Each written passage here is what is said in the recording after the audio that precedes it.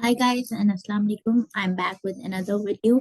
Today's video will focus on IELTS speaking and the description of the three parts of the IELTS speaking test. In this video, I'll give you some tips about overall speaking test of the IELTS exam, that how can you ace your IELTS speaking. So let's get started. Before we start, if you haven't subscribed my channel, please subscribe to my channel for more IELTS related videos and tips and tricks and strategies to ace your exam. And do watch the video till the end to get a more comprehensive view of how IELTS speaking test is conducted. So let's begin. Firstly, let me describe that IELTS speaking test is divided into three parts, and altogether the test lasts about 15 minutes or 11 minutes. So that's not a very long test. As in listening and reading, you are being given about 60 minutes for reading and 40 minutes for listening. So it's not that long. But in this small time, there'll be the parts of IELTS speaking are designed in a way that they assess the capability of your speaking, the confidence level, the articulation of ideas, and other things as well. So let's first describe the IELTS speaking part one. It is about 4 to 5 minutes, and you'll be asked about the familiar questions on a variety of topics. So this part mainly focuses on your day-to-day circumstances, the situations that you may encounter on daily basis, which includes the topics related to a family, your hobbies, your likes, your dislikes, your school, your home, etc. So in this particular part of the speaking test, it is basically designed to assess that whether you are capable to speak of fluently within your daily circumstances. So you'll be asked general questions related to your day-to-day situations. For example, they may ask you, where do you belong from, or what is your background, and what do you do, you work or you study. So these are the questions which you will be asked in this part. So there are not, this part is not very tricky, but part two and part three are a bit tricky, and you might stuck at some parts. So we'll discuss those two parts in more detail. But for this part, I would say you should be more confident and you'll be able to answer all the questions because they will be related to your daily schedule. So let's move forward to the IELTS speaking part two. In part two, it will be a monologue.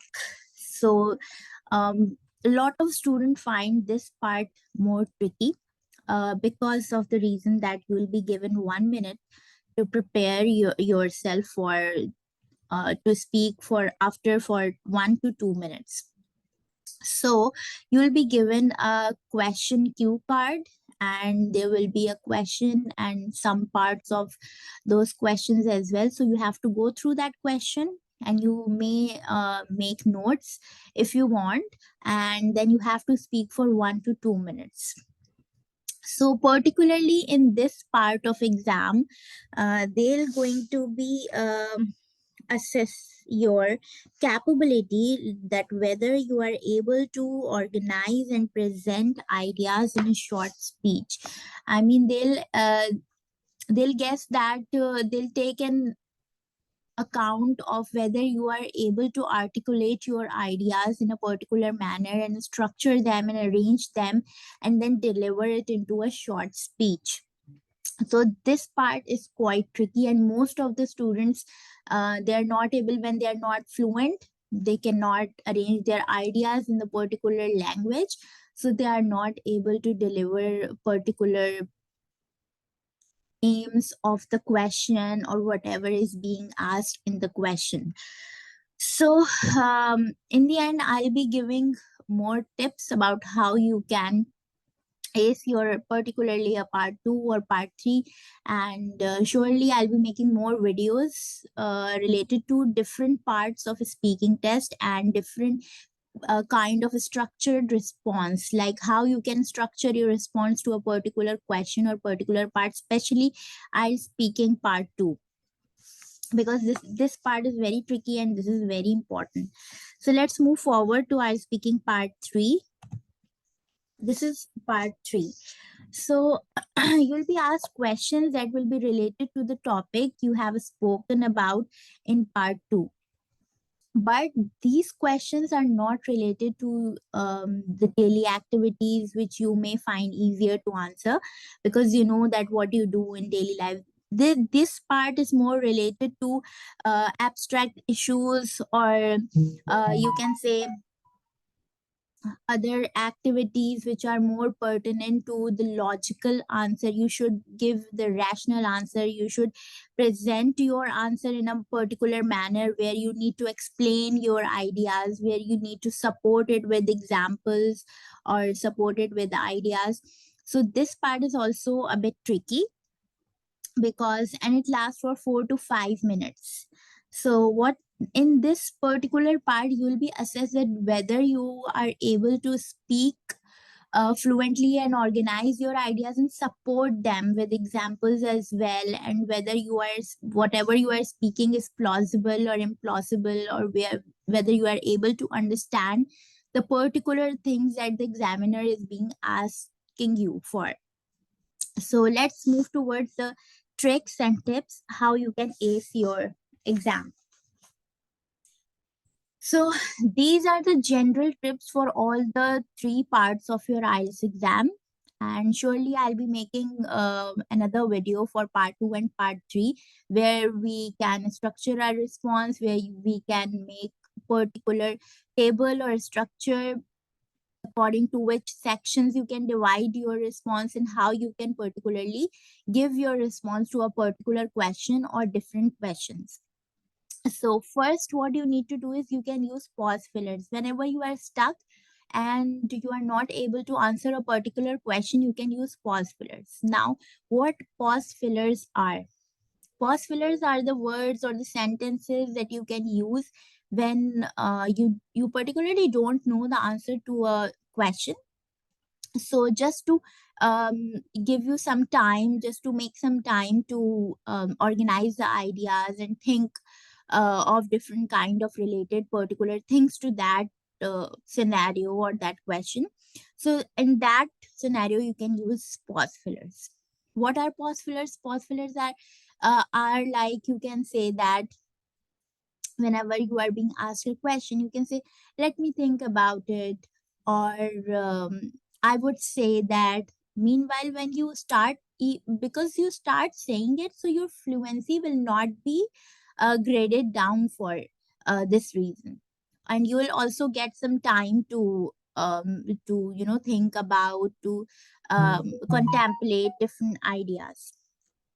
So you can use these pause fillers for your speaking test when you are not able to um, think of the ideas immediately. So this strategy will help you to make some time, give you some time to think about the question. Okay, so the next tip is the key for speaking. Sorry, it's not they, it's the. So the key for speaking test is confidence. So whenever you are speaking in your IELTS speaking test, you have to be confident of your ideas, of how rational you are, or whatever you are speaking. You have to be confident. You should look confident, and you should be able to deliver the examiner a view that you have the command of the language and you can use that language very efficiently. Then don't hesitate or stop during your speech. As I mentioned, whenever you feel hesitation or whenever you feel that you need more time to think about the topic, you can use pause fillers. And you can easily find these pause fillers on the internet as well. If you write pause fillers for IELTS speaking, you get a list of them. So you can use that, let me think about it. Or you can say, well, that's a tricky question, but I would answer it to my best of knowledge or to my best of regards. Or you can also negate the idea. It's not always that whatever IELTS examiner is asking, you have to be positive about it. No, you can also negate the idea. You can say that, well, I don't think so, or according to my opinion, or this hasn't happened to me ever, but I would say that if I would be in this situation, I would do this, I would do that. So you can also um, organize your answers in such a way. Okay, the next thing is speak naturally. Speak naturally. The way you speak in your native language, speak in the same way. There is no need to make accent or make things until or unless your pronunciation is right, you're pronouncing the word correctly, then there is no problem. Only speak naturally the way you speak in your native language. Do that, because if you are trying to make accent, or if you are trying to copy someone, or they'll the examiners are so efficient that they'll notice that and they'll mark you down for that.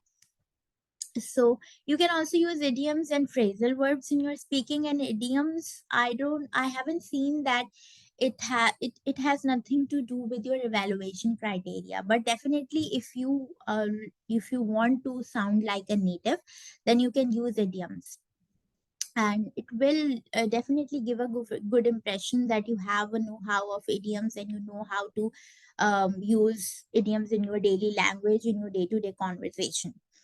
And you can also use phrasal verbs as well, because most of the natives use both of them in their daily speech.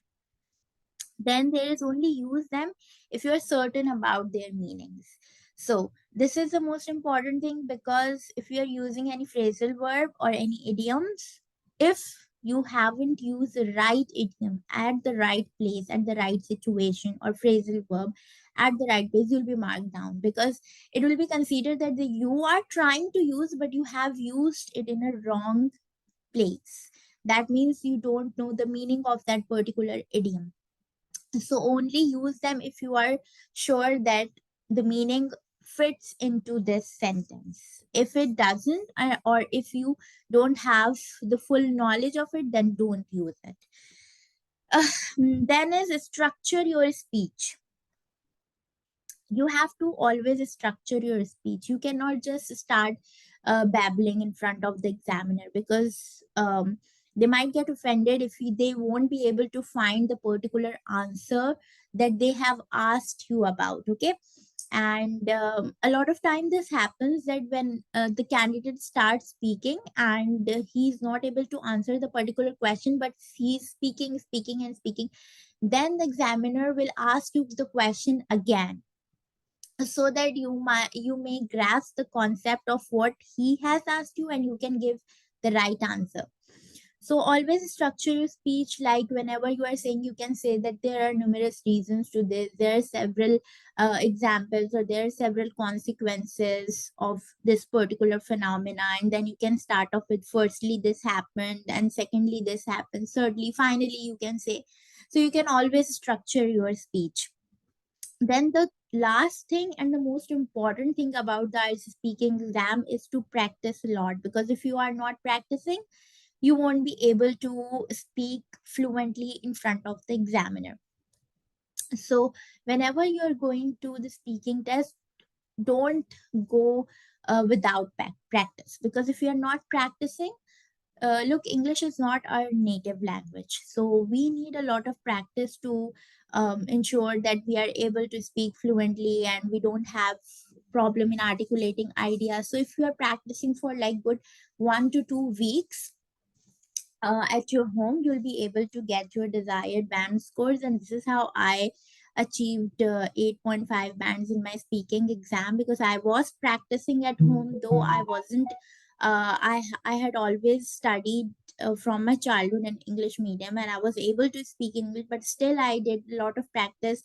I was speaking like 2 to 3 weeks beforehand than my when I had my exam. So you have to practice a lot, because there especially the part 2, when you'll be given certain time where you can make notes and you have to speak up. So you should be in practice, you should know, you should be familiar with the questions, with the particular pattern of the exam. Only then you can achieve good bands. So this is it. If you don't have any partner for speaking, you can also do it on your phone. Like, you can record your audio, you can speak for like 1 minute or 2 minutes on a topic, and you can record your audio, and afterwards you can listen to that audio and you can erect yourself. So this is it for this video, and I'll be coming up with another video on the speaking section, as speaking section, especially part 2, because it is the most trickiest part, and we'll be definitely doing it, and we'll be structuring a particular response to a particular question in that video, so that we can also articulate. We should know that how we can articulate our ideas and how we can structure a particular response to especially speaking, IELTS speaking part 2. So next video will be on IELTS speaking part 2, and afterwards I'll be coming up with more videos related to writing, related to speaking as well, and related to other listening and reading question types as well. So stay tuned for more videos, and do subscribe the channel, please.